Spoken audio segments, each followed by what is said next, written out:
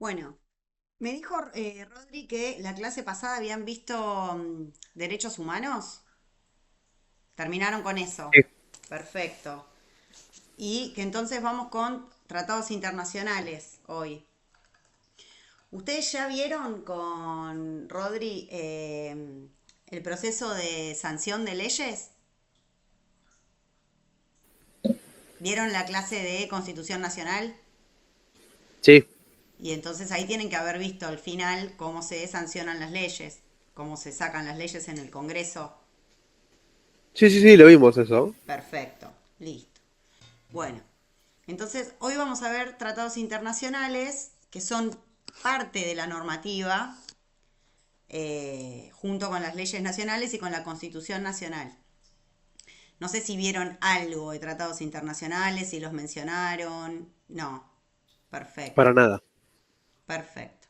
Bueno, en nuestra materia son muy importantes porque cuando nos metemos ya en propiedad intelectual y en la ley de cine, por lo general, están tan viejas nuestras leyes que se suelen aplicar directamente los tratados internacionales. Por eso los vemos cómo están regulados y la jerarquía que tienen en nuestro país. Porque en esta materia particularmente son muy importantes porque terminan como actualizando la ley nacional que es muy vieja. Eh, ¿Qué son básicamente los tratados internacionales? Son contratos, o sea, funcionan como un contrato, son acuerdos escritos entre dos o más sujetos de derecho internacional, que a ustedes cuáles les parecen que pueden ser sujetos de derecho internacional. Eh, el derecho de autor, por ejemplo. No, no, sujetos. Ah, sujetos. ¿Entre quiénes se firman los tratados No, internacionales? entre países. Exactamente, entre los estados. Tenemos estados soberanos y tenemos otros sujetos internacionales como las organizaciones internacionales, como la ONU, como la OMS, Amnesty International. eh, Greenpeace es un sujeto internacional.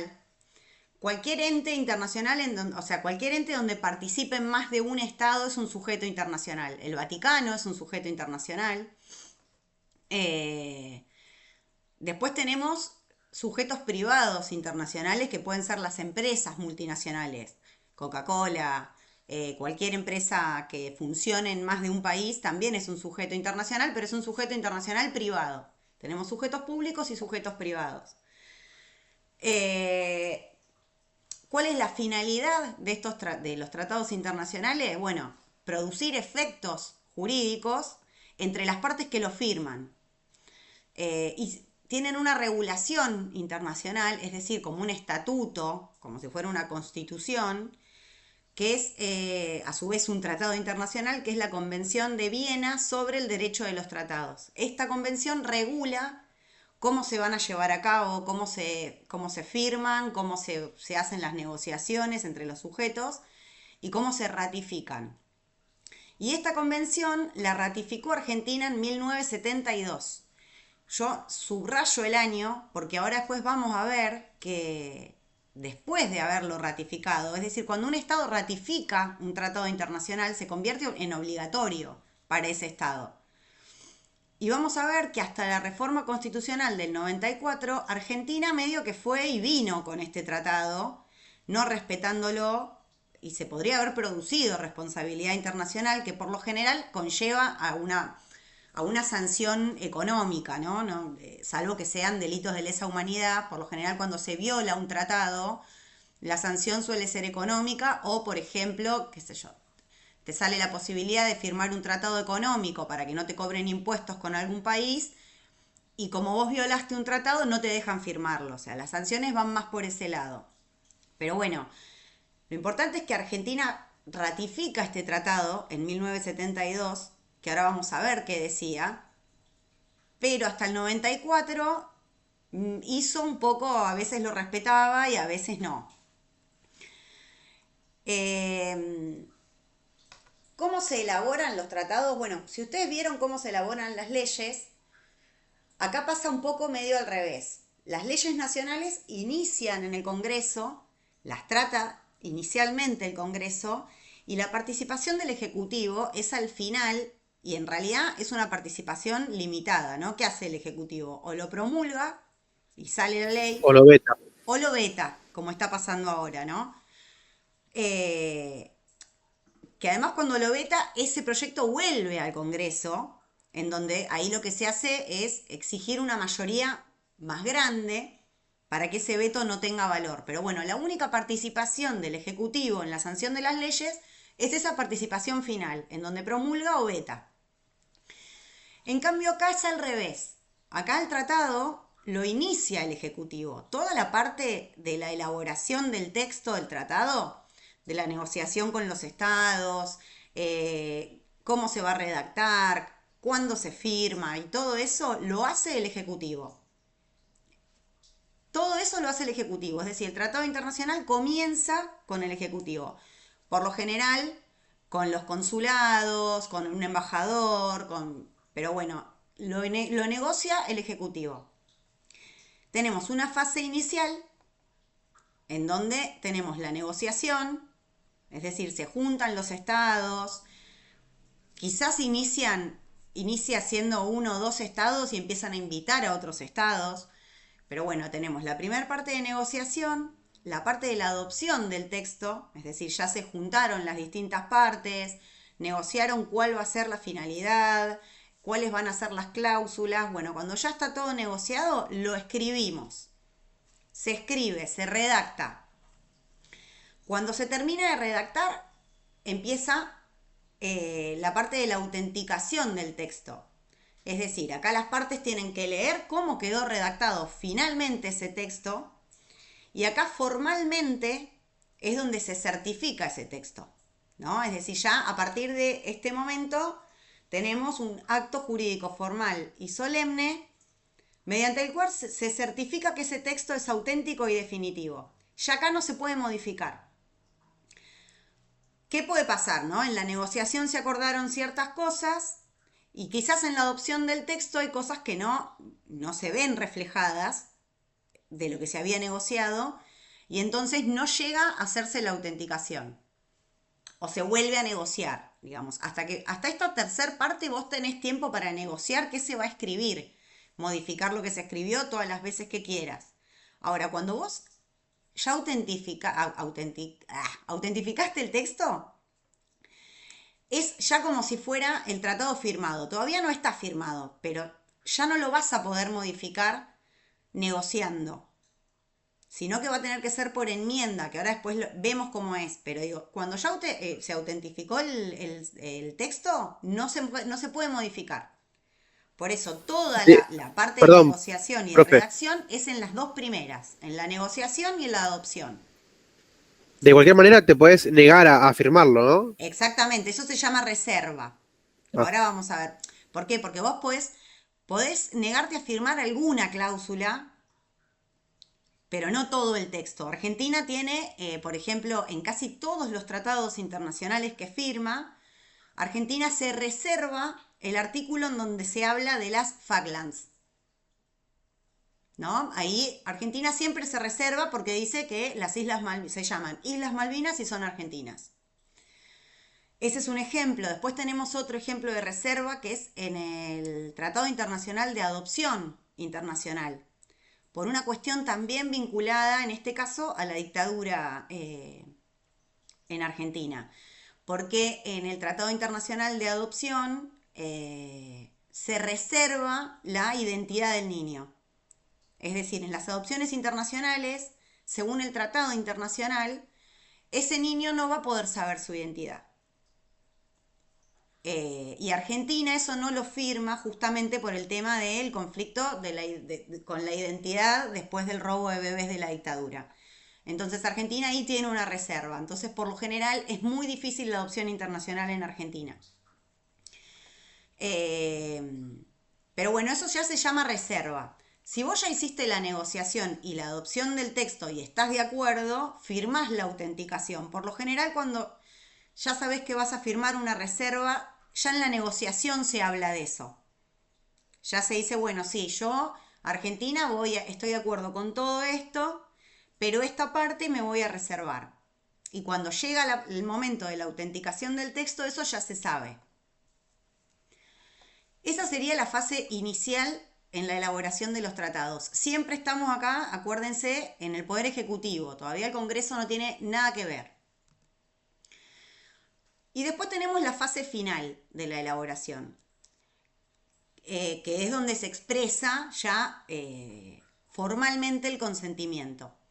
Tenemos la manifestación del consentimiento, es decir, ese sujeto internacional, sea el Estado, sea una multinacional o sea una organización internacional, expresa formalmente la voluntad de obligarse a ese tratado. En ese momento ya es obligatorio. Ya cuando se manifiesta el consentimiento y el sujeto internacional expresa la voluntad, es obligatorio el tratado, incluso sin haber pasado por el Congreso. ¿Cuál es la diferencia? Si no pasó por el Congreso, ¿a quién obliga este tratado?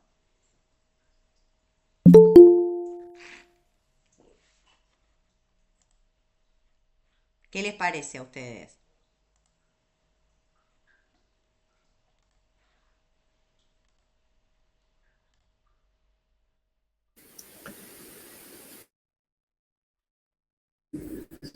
Una ley que se vota en el Congreso es obligatoria para quiénes? Para los ciudadanos, para el país. Para los ciudadanos sobre todo, o sea, cuando pasa por el Congreso, obliga a todos los ciudadanos. En este caso, ¿quién manifestó el consentimiento en esta etapa? El Estado. El Estado mediante sus representantes, ¿no? Los representantes del Poder Ejecutivo. Ahora, si no pasó por el Congreso, ¿nos obliga a nosotros como ciudadanos? Técnicamente no, No. pero tiene que tener algún tipo de... Ahora vamos a ir a esa parte. Pero en esta parte, en la fase final de elaboración del tratado, en la que solo participa el Poder Ejecutivo, obliga al Poder Ejecutivo. Es decir, genera una responsabilidad a los representantes del Poder Ejecutivo, no a los ciudadanos porque todavía no llegó al Congreso. Y después ya tenemos lo último, que es el perfeccionamiento, ¿no? Del consentimiento. Es decir, cuando se firma en papel, firman los representantes, se le da una copia a cada uno y cada cual se lleva su copia y queda por lo general siempre un original firmado por todos en algún lugar que suele ser la ONU, depende dónde se firme y cuál sea la organización que lo representa o el Estado que lo llevó a cabo. Pero bueno, esa es la parte del Ejecutivo, ¿no? Ya tenemos un tratado internacional firmado por el Poder Ejecutivo. Ahora vamos a ver lo de la reserva, que decíamos recién. ¿Qué es la reserva? Es una declaración unilateral, es decir, una sola parte hace esa declaración. Por ejemplo, Argentina. La formula por escrito cuando firma el tratado, en donde acepta el tratado, pero dice, esta parte yo no la firmo. ¿Se entiende? Es decir, Sí, sí. el objeto de la reserva es excluir o modificar algún efecto jurídico de ese tratado. Pero, a su vez, tiene que ser admitida por el tratado y aceptada por el resto de los estados. Qué sé yo, no podés hacer, por ejemplo, una reserva sobre una cláusula que es básicamente, o sea, fundamental del tratado, que está vinculada a la finalidad y a la naturaleza de ese tratado. Una reserva así es probable que no te la acepten y que directamente te digan, mirá, si estás en contra de esta cláusula, que es básica y fundamental, no lo firmes al tratado. No seas parte y listo. Pero por lo general siempre son reservas de alguna cláusula que puede ser, por ejemplo, que esté en contra de la Constitución Nacional o en contra de leyes que son muy importantes, como por ejemplo esto que hablábamos de la adopción internacional o de las Islas Malvinas. Pero bueno, son por lo general cláusulas que no son fundamentales en el tratado internacional. Porque si es fundamental, no te van a decir que no lo firmes directamente, que no seas parte de ese tratado. Siempre es por escrito la reserva, siempre. Bueno, ¿alguna duda hasta acá? ¿Vamos bien? Perfecto. Ah.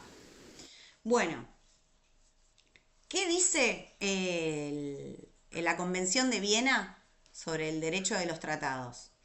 Fundamentalmente, lo más importante son los artículos 26 y 27, que es el reaseguro de que, de que esos tratados los van a respetar los estados firmantes,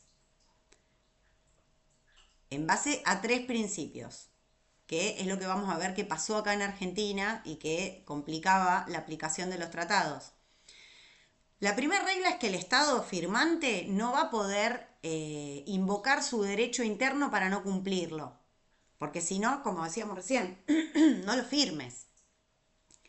Yo firmo un tratado internacional y después digo, ay, no, pero yo tengo una ley nacional que esto está regulado de mejor manera o que va en contra o que va, bueno, no, eso no lo puedes hacer.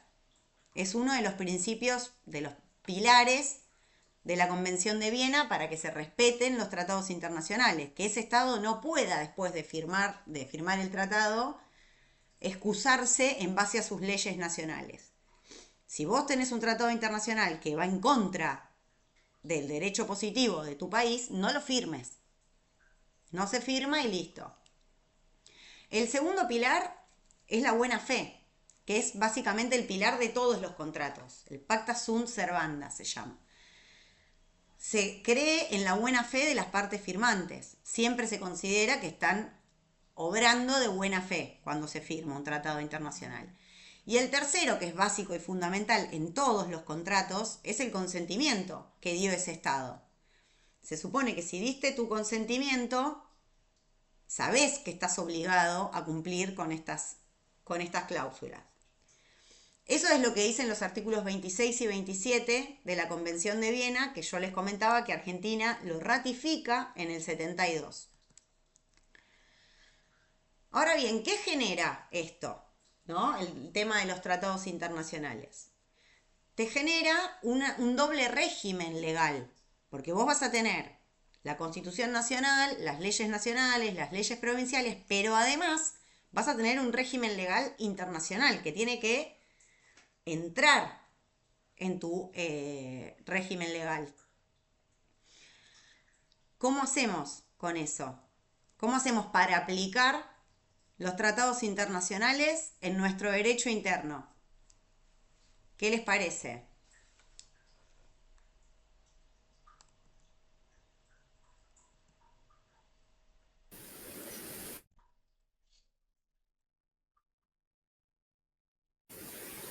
¿En la Constitución?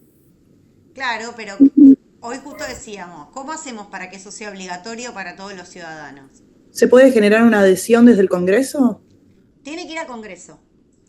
Tiene que ir al Congreso, exactamente. Que es el artículo 75, inciso 22. Cuando el tratado internacional está firmado, va al Congreso y el Congreso aprueba o desecha. Dice que está de acuerdo o no está de acuerdo. Ahora bien, acá teníamos un problema antes de la reforma constitucional del 94. Y es que el único artículo que hablaba de los tratados internacionales era el artículo 31, que lo que decía era, esta constitución, las leyes de la nación que en su consecuencia se dicten por el Congreso y los tratados con potencias extranjeras son la ley suprema de la nación. Es decir, no decía si estaban por encima, por debajo, o sea, lo único que quedaba claro es que la norma principal era la Constitución Nacional. Ahora, después era dudoso qué pasaba ante una ley nacional y un tratado internacional. O sea, si había algún conflicto entre esos dos, ¿qué iba a valer más? No estaba claro. Entonces, ¿qué pasaba? Había distintas interpretaciones judiciales. Cuando teníamos algún conflicto jurisprudencial, dependía del juez si en ese caso iba a tenerse en cuenta el tratado internacional o la ley nacional. Entonces surgieron distintas corrientes. Yo acá abajo pongo estos dos fallos en donde se ven esas distintas corrientes. Por un lado, la teoría de la adopción y por el otro lado, la de la bivalencia. Les voy a contar así brevemente cada uno de los casos. El primer caso, el de Ekmejian con Neustadt, se da en una entrevista que le hace Neustadt a Frondizi, en donde Frondizi dice que la legitimidad de un gobierno era la legitimidad de su ejercicio a través del monopolio de la fuerza. Frondizi tira esa frase en el programa con Neustadt. Y Ekmejian, que era un abogado constitucionalista, muy defensor de la democracia, entiende que a través de esa frase se podía justificar cualquier gobierno de facto. Por lo cual solicita a la productora del programa el derecho a réplica. ¿Ustedes saben lo que es el derecho a réplica? ¿No? Bueno, es un derecho que ya se había adoptado en el Pacto de San José de Costa Rica, ratificado por Argentina en el 94. Acá estamos en el 84, acá estábamos en 1988, es decir, Argentina ya había firmado ese tratado internacional que reconocía el derecho a réplica. El derecho a réplica es básicamente cuando en un medio de comunicación se hace algún tipo de declaración ofensiva, que tiene que tener un peso importante, ¿no? No por cualquier declaración ofensiva se puede pedir el derecho a réplica. Pero bueno, cuando se hace alguna declaración ofensiva, la persona que se sienta agraviada por esa declaración puede pedir a la productora de ese programa o a la editorial del diario que le den la oportunidad de defenderse o de contestar lo que se dijo. Y este era un derecho, como ya les digo, que estaba reconocido en el Pacto de San José de Costa Rica, ratificado por Argentina en el 84. Es decir, hacía 4 años que Argentina ya había reconocido este derecho. Por lo cual Ekmejian se presenta, le pide a la productora de Neustadt que le dé la oportunidad de refutar esas declaraciones, la productora le dice que no, y entonces él va a la justicia. Cuando va a la justicia, la Corte dice que no le podían conceder el derecho a réplica porque no existía una ley nacional que reglamentara ese derecho. Y acá paso a explicar, vamos metiendo como muchos paréntesis, ¿qué pasa con el tema de la reglamentación? O sea, hay muchas leyes que no necesitan reglamentación y hay otras que sí. Muchos derechos, que no necesitan reglamentación y otros que sí. Esta es una diferencia que en el derecho se llaman derechos operativos y derechos programáticos. Les doy un ejemplo. El derecho a la vida es indiscutible. No necesitamos una ley que reglamente cómo es el derecho a la vida. Está más que claro. Ahora bien, el derecho al aborto.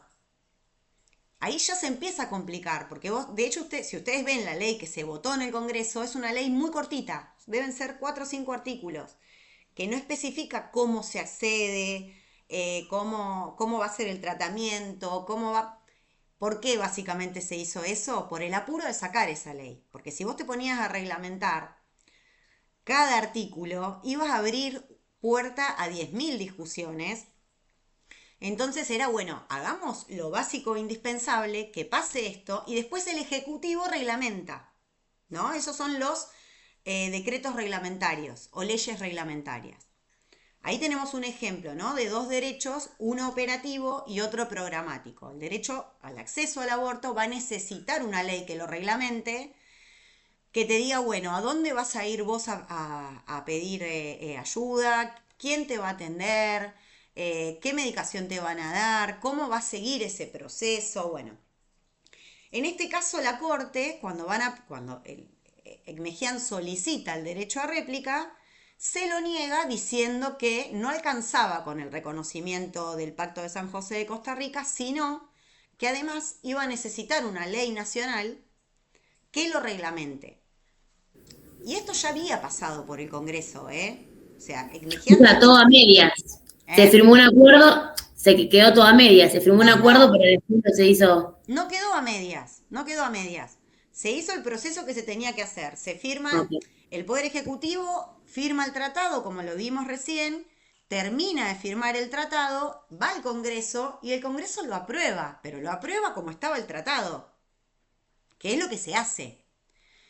Lo que no hizo el Congreso, pero porque en ningún lugar está obligado a hacerlo, fue reglamentar el derecho a réplica, porque se entiende que es un derecho operativo. Pero bueno, como estaba este artículo 31, que no te decía que tenía jerarquía por encima entre tratados internacionales y la ley nacional, en este caso en particular, la Corte dice que no se lo van a dar, porque se necesita una ley que además de adoptar, incorpore y reglamente ese derecho. ¿Se entiende? Pero bueno, fue una interpretación de la Corte en ese momento. En ningún lugar decía que los derechos que estaban en los tratados internacionales tenían que ser reglamentados, porque aparte es muy simple el derecho a réplica, no necesita una reglamentación, pero bueno, este artículo o sea, no te decía que el tratado internacional estaba por encima de las leyes. Entonces, bueno, cada juez interpreta lo que quiere. En ¿Y este, en qué se basó la Corte para pedirle al Congreso que reglamente? no, en nada. En que básicamente hasta ese momento nosotros no teníamos ningún artículo en la Constitución que dijera que los tratados internacionales estaban por encima de las leyes. ¿No? Entonces, como no había una ley, nada obligaba en ese caso al juez a decir, sí, bueno, eh, hay que darle el derecho a réplica porque ya se firmó el tratado internacional y esto está por encima de cualquier ley. Porque este artículo 31 lo único que dejaba entender era que lo único que estaba por encima era la Constitución Nacional. Y como la Constitución Nacional no decía nada del derecho a réplica, no se lo otorgaron. En este caso se tomó esa corriente, ¿no? Se adoptó la teoría de la adopción, se llama. Es decir, yo firmo un tratado internacional, lo apruebo, pero además para adoptarlo y hacerlo obligatorio lo tengo que reglamentar. En ningún lado decía esto, pero bueno, vieron que los jueces tienen como un poder de... La justicia es lo que dicen los jueces, no lo que dicen las leyes, es lo que interpretan los jueces de las leyes. En este caso se dio así. Ahora bien, pasan un par de años y en el 92, el mismo Mejián, que estaba muy sediento de hacer justicia con el derecho de réplica, vuelve a solicitar este derecho, en este caso por el programa de la noche del sábado de Sofovich, en donde habían invitado, ya no me acuerdo a quién, pero fue una persona que hizo comentarios en contra de la Virgen y Jesús. Mejián era muy católico y bueno, y se sintió vulnerado en su fe católica y entonces pide otra vez a la productora el derecho a réplica. La productora se lo niega y va a la justicia. Y en este caso, la Corte, que ya o cambió de idea o cambió de miembros, no sabemos muy bien, pero en este caso entendió que el derecho a réplica, al estar reconocido en el Pacto de San José de Costa Rica, no estaba sujeto a la reglamentación y entonces se le debía conceder. O sea, fallaron totalmente en contra de ellos mismos, 4 años después. Y acá se aplicó entonces la teoría de la bivalencia, es decir, que alcanza con ratificar el tratado para que éste se incorpore al derecho interno y sea operativo automáticamente.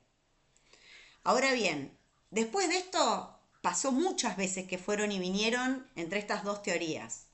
¿No? Depende el humor del juez, qué decisión se tomaba, lo cual genera mucha inseguridad jurídica, porque vos no sabés cómo se va a fallar, no hay una corriente. Bueno, esto se termina de solucionar en el 94 con la reforma constitucional. Ustedes saben que en el Pacto de Olivos, uno de los acuerdos que hubo para modificar la Constitución fue que no se tocaba la parte dogmática. Es decir, la primera parte de la Constitución se dejaba exactamente igual. Sí se podía modificar, la segunda parte de la Constitución. Por eso, el artículo 31 que yo les nombraba recién sigue existiendo y sigue exactamente igual redactado, este artículo que generaba confusión, pero se agrega el artículo 75, inciso 22, que si pueden, pónganlo, léanlo, que viene como a complementar y a perfeccionar el artículo 31 para que ya no quede ninguna duda y los jueces no puedan tomar distintas decisiones. Ya obliga a los jueces. ¿Por qué? Porque establece que los tratados internacionales, y hago una aclaración por las dudas, por si lo leen, que el artículo dice tratados y concordatos. Los concordatos son los tratados internacionales que firma el Vaticano. Es exactamente lo mismo, pero tiene otro nombre. Pero es lo mismo. O sea, el Vaticano como Estado cuando firma un tratado internacional se llama concordato, pero es un tratado internacional. O sea, no tiene ninguna diferencia salvo cómo se le dice. ¿Cuando lo firma o cuando lo promulga? Cuando lo ratifica. Bien, perfecto. ¿Por qué? Porque ahora vamos a la segunda parte, que es cuando pasa por el Congreso. Dice que los tratados y concordatos, en realidad el artículo habla de las funciones del Congreso, ¿no? Entonces empieza diciendo aprobar o desechar tratados internacionales firmados por el Poder Ejecutivo, es decir, el Congreso tiene esa facultad, aprobar o desechar. Ahora bien, una vez aprobados, que se aprueban con una mayoría normal, una vez aprobados, los tratados internacionales y los concordatos tienen jerarquía superior a las leyes. Y eso ahora ya lo dice la Constitución. Eso es importantísimo. El tratado internacional que pasó por el Congreso y se aprobó es superior a las leyes, ¿no? Entonces acá vamos a tener una pirámide normativa en donde tenemos en la punta la Constitución Nacional. Ahora igual no se preocupen porque está en el Power. ¿Qué es lo que vale más? La Constitución Nacional. ¿Qué sigue? Los tratados internacionales. ¿Y qué viene después? Las leyes nacionales.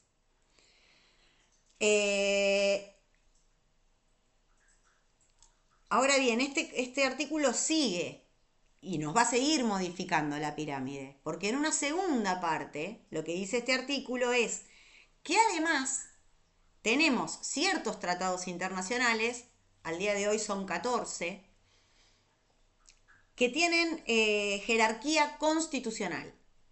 Es decir, tenemos la Constitución Nacional en la punta de la pirámide, más 14 tratados internacionales que tienen jerarquía constitucional. Después vienen los tratados internacionales que le siguen y después las leyes nacionales. Ahora bien, para que esos tratados tengan jerarquía constitucional, tienen que ser sí o sí de derechos humanos. Esos 14 tratados son todos de derechos humanos. Y este artículo nos da una opción que es ampliar esos tratados internacionales que van a tener jerarquía constitucional. Es decir, va a haber tratados internacionales que después de aprobarse en el Congreso, si tratan sobre derechos humanos, el Congreso puede además votar por darles jerarquía constitucional. ¿Qué vamos a necesitar? Los 2/3 de ambas cámaras. Si los 2/3 de ambas cámaras, es decir, de diputados y de senadores, consideran que ese tratado de derechos humanos tiene que tener jerarquía constitucional, lo tienen que votar con esa mayoría y van a tener jerarquía constitucional. Y esto pasó ya en algunas ocasiones. Es decir, en el 94, cuando se sancionó este artículo, teníamos 11 tratados internacionales, entre ellos el Pacto de San José de Costa Rica, la Declaración Universal de Derechos Humanos, los Derechos del Niño, el Pacto de Derechos Económicos, Sociales y Culturales, Eran 11 tratados internacionales que en ese momento el Congreso decidió que tenían que tener jerarquía constitucional. Ahora bien, después de eso se les dio jerarquía constitucional, creo que en el 2001, no, 2000, 2003, 2004 y 2005 se volvió a tratar 3 tratados internacionales de derechos humanos a los que se les dio jerarquía constitucional. Uno es el de discapacidad, otro el de la imprescriptibilidad de delitos de lesa humanidad, que básicamente fue el que abre la puerta para que puedan ser juzgados los militares. Y el otro creo que era sobre penas crueles, tratos y penas crueles e inhumanas, y no me acuerdo bien qué más. Pero bueno, Profe, al día de hoy, ¿eh? ¿te puedo hacer una Por consulta? supuesto.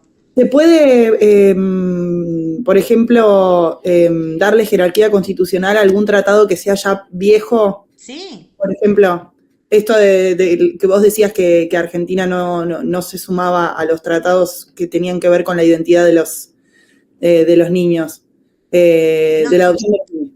Eso no. Argentina sí se sumó a ese, o sea, está firmado. Lo que pasa es que tiene una reserva respecto al tema de la identidad, De de la no identidad. dejarlo al niño acceder a saber su identidad. Pero Ok. sí lo firmó.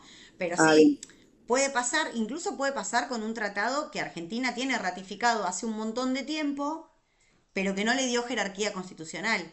De hecho, estos 3 tratados a los que se les dio jerarquía constitucional en el 2003, 2004 y 2005 ya estaban firmados hace un montón de tiempo, lo que no tenían era esa jerarquía. Pero siempre tienen que ser tratados de derechos humanos. Porque ustedes piensen que nosotros tenemos tratados internacionales, pero en materia económica. De esos hay millones, del Mercosur, Ahora, esos tratados no pueden tener jerarquía constitucional. ¿Se entiende? O sea, una de las condiciones fundamentales para que se pueda votar la jerarquía constitucional es que sea sobre derechos humanos. Y obviamente que no esté en contra de la primera parte de la Constitución. Esa es otra condición básica. O sea, ¿cuáles son las condiciones para que un tratado tenga jerarquía constitucional? Que trate sobre derechos humanos y que no esté en contra de la primera parte de la Constitución Nacional y que además sea votado por los 2/3 de cada Cámara. Esa es una típica pregunta que hacemos en trabajos prácticos o en examen. ¿Cuáles son las condiciones para que un tratado internacional tenga jerarquía constitucional? Y lo importante es que con este artículo ya no hay lugar a duda, ya el juez no puede tener una libre interpretación de si te va a otorgar o no un derecho que está reconocido en un tratado ratificado por Argentina. Ya sí o sí te lo tienen que otorgar. ¿Se entiende?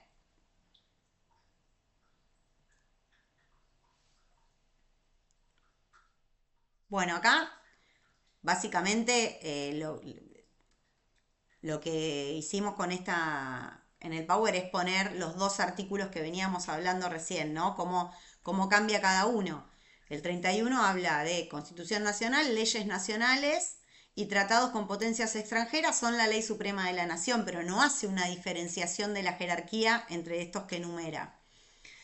En cambio, el 75, inciso 22, es clarísimo. Dice, el Congreso debe aprobar o desechar los tratados internacionales. Estos tienen jerarquía superior a las leyes.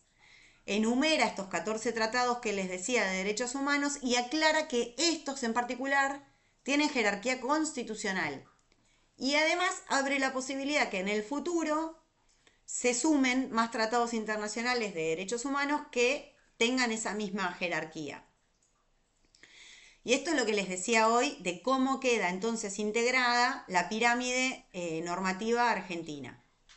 Tenemos en la punta de la pirámide la Constitución Nacional más los tratados de derechos humanos que están enumerados en el 75, inciso 22, y los que se puedan ir agregando si cumplen con esos requisitos. Esa es la punta de la pirámide. ¿Qué sigue?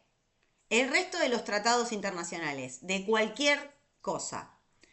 Es decir, podemos tener tratados internacionales de derechos humanos que sean inferior a la Constitución Nacional, pero superiores a las leyes. ¿Se entiende? A ver, lo digo de otra manera. Tratados de derechos humanos podemos tener en nuestra normativa de dos tipos. Que tengan jerarquía constitucional y que estén entonces acá en la punta, y que no tengan jerarquía constitucional porque no se hayan votado o porque no hayan llegado a esa mayoría que se necesita para que tengan jerarquía constitucional. ¿Se entiende ahora? Podemos tener de los dos tipos. Lo que sí Y eso no es un- vamos a poder tener es en la pirámide tratados internacionales que no sean de derechos humanos. Por debajo tenemos el resto de tratados internacionales que sean de la materia de cualquier materia, de derechos humanos, económicos, de integración. Un tratado de integración es, por ejemplo, esto, ¿no? El Mercosur. Se firma un tratado internacional en donde dicen, bueno, tales estados vamos a generar como una sociedad para distintas cuestiones. Eso es un tratado de integración. ¿Cómo sigue la pirámide? Las leyes nacionales. Después de los tratados internacionales vienen las leyes nacionales. Y después de las leyes nacionales nos podemos encontrar con tratados internacionales que firmen las provincias. Las provincias tienen la posibilidad de firmar tratados internacionales. Ahora, esto lo vieron con Rodri. ¿Son soberanas las provincias?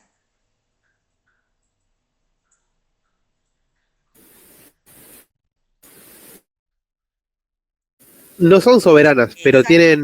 pero tienen poder Autonomía. sobre sus recursos, autonomía sobre sus recursos. Tienen autonomía, exactamente, pero no son soberanas. Soberano es el Estado Nacional, nada más.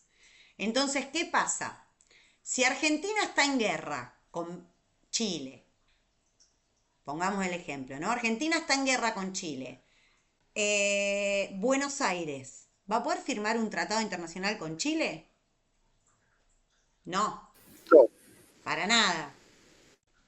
Esa es la única limitación y por eso están por debajo de las leyes nacionales, porque tienen la posibilidad de firmar un tratado internacional, pero siempre atados a la política exterior del Estado Nacional, que es el que lleva las relaciones internacionales.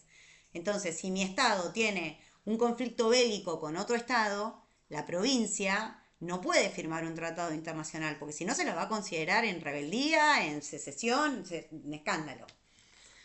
Por eso están por debajo, pero tienen la posibilidad de firmar tratados internacionales y de hecho hay muchas provincias que lo tienen, que firman tratados internacionales, sobre todo las provincias que tienen muchos recursos naturales, suelen ser tratados económicos vinculados a esos recursos. Existe esa posibilidad. Y las leyes federales no pueden estar por encima de tratados de derechos humanos. No. Nunca. No, de ningún tratado. De ningún tratado. Por El eso sur están es por el, debajo. perdón, el sur, ponele, es el que tiene tratados con China, ¿no? El sur, dijiste, no te escuché, no te entendí Y bien. sí, el sur de Argentina es el que tiene tratados con China, ¿no? Con China tenemos Con todo, casi de las provincias. todo. Sí. Sí. Pero sí, tratados económicos pueden tener ya te digo, con cualquier estado mientras no vaya en contra de la política del Estado Nacional. Eh, con China tenemos millones de tratados, pero incluso el Estado Nacional. Ahí hay un lío bárbaro con la pesca, por ejemplo. Mm, los barcos, todo Con eso. China y Japón, o sea, hay tratados que son que yo les diría casi que están en contra de la Constitución Nacional. O sea, los recursos marítimos en Argentina son un desastre como están manejados. Y se hicieron contratos, yo les digo contratos, pero en realidad son tratados internacionales en donde se cedió, como si les dijera, por 150 años. Una locura. Eh, los tratados económicos con otros estados en Argentina fueron siempre muy entregadores, muy poco soberanos. Eh, pero bueno, así Me es. queda otra. No, y encima, bueno, el tema es ese, que se firmó y en el momento en el que se firmó por más de 100 años. Y está firmado así, entonces, bueno, listo. No tenés mucho para hacer con eso. ¿Alguna duda, chicos? Esta clase era bien cortita. Yo tendría que haber armado quizás otro tema más, pero lo agarré todo muy ahí sobre la hora y preparé esto solo. Nos queda igual una sola clase del módulo uno, que en realidad es medio módulo uno y módulo 2, porque es... se va a cortar en cualquier momento esto. Sí. Porque es derecho a la imagen, al honor, eh, que bueno, ya un poco nos metemos en lo que es propiedad intelectual, con el tema de la imagen y eso, en donde yo lo que les voy a mostrar son varios contratos para que ustedes ya tengan. Les hago una consulta. A mí me habían dicho que ustedes tienen 2 sábados que los tienen que usar para hacer un trabajo, ¿no? Pero no es el sábado que viene. El sábado que viene sí tenemos clases. Sí, Espectacular. sí, sería el sábado 25 de septiembre. Genial. Bueno, listo. Entonces, la clase que viene ya terminamos el módulo y les mandamos por aulas web o por mail, eso ya le voy a decir a Rodri, el trabajo de este módulo. Que igual es muy simple, tienen todo, la página ustedes ya tienen para acceder a los Power y todo eso. Bárbaro. Sí, Bueno, Sí. si cualquier duda nos mandan un mail, ya tenemos todos, a mí o a Rodri o a la cátedra. Y bueno, y el sábado que viene terminamos entonces con este módulo. Y ya empezamos con la parte que es más interesante,